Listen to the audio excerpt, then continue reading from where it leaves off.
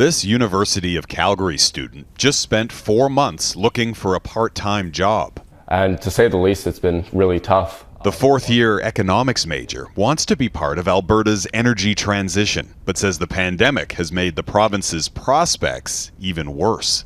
The ballooning debt is really getting out of control. I'm extremely worried for my future. Over the course of COVID-19, Canada's deficit has grown faster than any other developed country. The debt forecast to hit $1.6 trillion this year. But unlike election campaigns past, no major party is promising to balance the books for at least a decade. In the short term, that's of course quite understandable. The pandemic has resulted in an extraordinary level of expenditures. Economists largely agree the pandemic spending spree is both necessary and manageable, thanks in part to record low interest rates. Government debt is not like household debt. Governments can borrow over a very long time span. They don't necessarily ever need to fully repay that debt.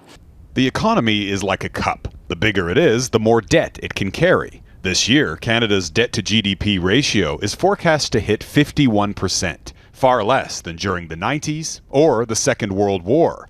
Back then, the economy was smaller and drowning in debt. During the 1940s, the government sent more than 1 million Canadians to fight. To pay for it, Canada borrowed boatloads of cash. After the war, interest rates were also low, and Canada's economy emerged stronger than ever.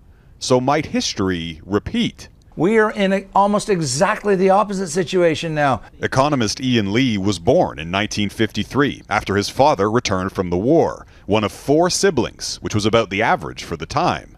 Canada's birth rate today is 1.5.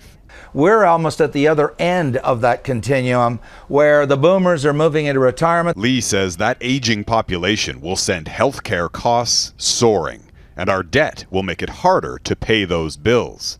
We're not going to be able to borrow our way through this.